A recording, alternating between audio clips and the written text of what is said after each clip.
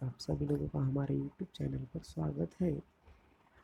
आप हमारे YouTube channel पर पहली बार वीडियो देख रहे हो तो कृपया सब्सक्राइब करना ना भूलिए। आप सभी लोगों को ये वीडियो एंड तक ज़रूर देखना है। चलिए शुरू करते हैं। पहला सवाल, भारत का संविधान अनुच्छेदों में से किस एक के अंतर्गत एक निर्वाचन आयोग का प्रावधान करता है?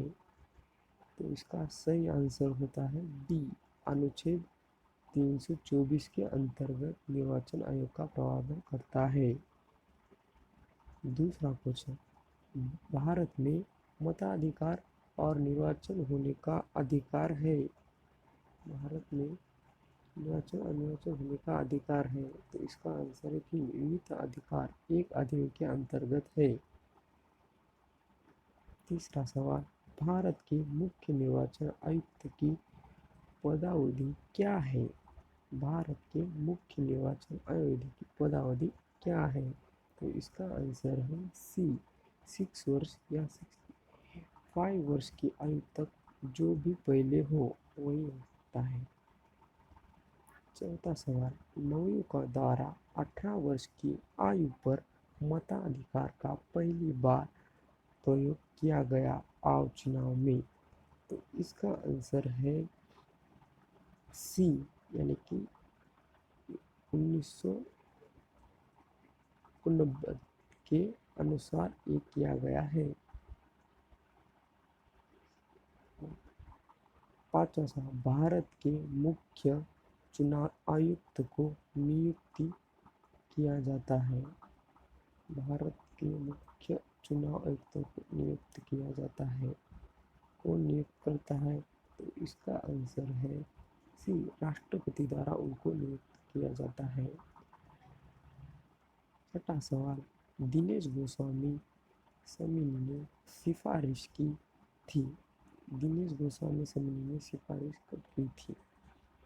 तो इसका आंसर है सी, लोकसभा के चुनाव के सरकारी निधियम की सिफारिश की थी। तो सवाल, कौन सा चुनाव निर्वाचन आयोग द्वारा संपादित किया जाता है? कौन सा चुनाव निर्वाचन आयोग द्वारा संपादित किया जाता है? तो इसका आंसर है डी, स्थानीय निकायों का संपादित किया जाता है। आठवां सवाल, उस देश में अनुपातिक प्रतिनिधित्व आवश्यक नहीं है जहां उस देश में अनुपातिक प्रतिनिधित्व आवश्यक नहीं है जहां इसका सवाल है द्विदलीय प्रणाली विकसित हुई है। दिनेश गोस्वामी समिति का संबंध था। दिनेश गोस्वामी समिति का संबंध किसके साथ था? इसका आंसर है बी, निर्वाचन सुधारों से संबंध था। 10वां सवाल, लोकसभा और राज्य विधानसभाओं के चुनाव में मतदान करने वाले की न्यूनतम आयु सीमा 21 वर्ष से घटाकर 14 वर्ष कर गई थी।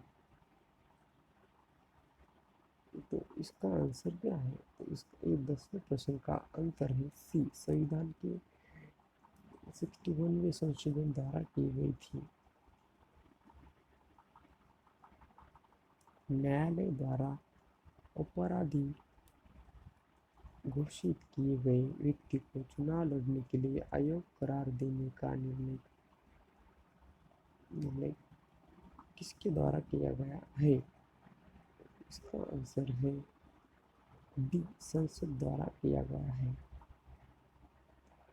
12, यदि आप राज्य विधानसभा के निर्वाचन में निर्वाचित घोषित होने वाला प्रत्याशी अपने निष्पक्षता खो देता है तो उसका अर्थ है कि इसका आंसर है डी, इसका आंसर है डी, निर्वाचन लड़ने वाले प्रत्याशी की संख्या बहुत अधिक थी। सांसदों की अयोग्यता संबंधी विवादों पर कौन निर्णय देता है? सांसद की अयोग्यता संबंधी विवाद पर कौन निर्णय देता है? तो इसका आंसर डी, निर्वाचन आयोग के परामर्श से राष्ट्रपति देता है। राष्ट्रपति का चुनाव किसके द्वारा संचालित किया जाता है? यह चुनाव किसके द्वारा संचालित किया जाता है? इसका आंसर है डी, भारत के निर्वाचन आयोग द्वारा संचालित किया जाता है। 15वां, मुख्य चुनाव आयुक्त को पदवीकृत किया जा सकता है। इसका आंसर है बी, उस प्रक्रिया द्वारा जो सर्वोच्च न्यायालय के न्यायाधीश पर लागू होता है। 16वां, निर्वाचन आयोग को 3 सदस्यीय आयोग किस वर्ष में बनाया गया था? निर्वाचन आयोग को 3 सदस्यीय आयोग किस वर्ष में बनाया गया था? तो इसका आंसर है सी, 1989 में बनाया गया था। भारत के विभिन्न राजनीतिक दलों की राष्ट्रीय या क्षेत्रीय दल का दर्जा देने का अधिकार किसको है? भारतीय विभिन्न राजनीतिक दलों की राष्ट्रीय क्षेत्रीय दलों का दर्जा देने का अधिकार किसको है? तो इसका आंसर है चुनाव आयोग को है, सी। कौन सा क्षेत्रीय राजनीतिक दल है? कौन सा क्षेत्रीय राजनीतिक दल है? 18वें सवाल का आंसर है डी, अकाली दल राजनीतिक दल है, क्षेत्रीय राजनीतिक दल है। लोकसभा के अध्यक्ष द्वारा आधिकारिक तौर पर एक राजनीतिक दल अथवा राजनीतिक दलों के गठबंधन को विपक्ष मान्यता देने हेतु कम होना चाहिए। इसका आंसर है बी, 55 सदस्य। इसका आंसर है 55 सदस्य। अनुपातिक प्रतिबंधित की व्यवस्था निर्वाचन क्रिया प्रणाली के रूप में सुनिश्चित करती है। इसका आंसर है डी, अल्पसंख्यकों के प्रतिनिधित्व को संकल्पित करती है। निर्वाचन आयुक्त हटाया जा सकता है। आयुक्त हटाया जा सकता है तो किसके द्वारा हटाया जा सकता है? तो इसका आंसर है सी, मुख्य निर्वाचन आयुक्त के परामर्श पर राष्ट्रपति द्वारा हटाया जा सकता है। मत देने का अधिकार और वोट देने का अधिकार भारत में है, किसके पास है अधिकार? वो किसके पास है? तो वो अधिकार है डी, वैधानिक अधिकार। राष्ट्रीय मतदाता दिवस कब मनाया जाता है? मतदाता दिवस कब मनाया जाता है? तो इसका आंसर है बी, 25 जनवरी को मनाया जाता है। भारतीय चुनावी पद्धति में ईवीएम मशीन पहली बार कब प्रयोग किया गया था? भारतीय चुनावी पद्धति में ईवीएम मशीन का पहली बार प्रयोग कब किया गया था? तो इसका आंसर है ए, 1998 में किया गया था। भारत में प्रथम स्वतंत्र चुनाव कब हुए? भारत में प्रथम स्वतंत्र चुनाव कब हुए? तो इसका आंसर है ए, 1951, 1950 बीच में हुए। इसके द्वारा हाल ही में स्कूल बच्चों को अंतरिक्ष संबंधी कार्यक्रम के साथ जुड़ने के लिए चलाए गए कार्यक्रम का क्या नाम रखा है? तो उसका नाम रखा गया है युविका, बच्चों के लिए है। हाल ही में ग्रीन पीस द्वारा जारी रिपोर्ट के अनुसार निम्नलिखित में किस शहर को विश्व का सबसे प्रदूषित शहर बताया गया है? तो इसका आंसर है बी, गुरुग्राम को विश्व प्रदूषित बताया गया है।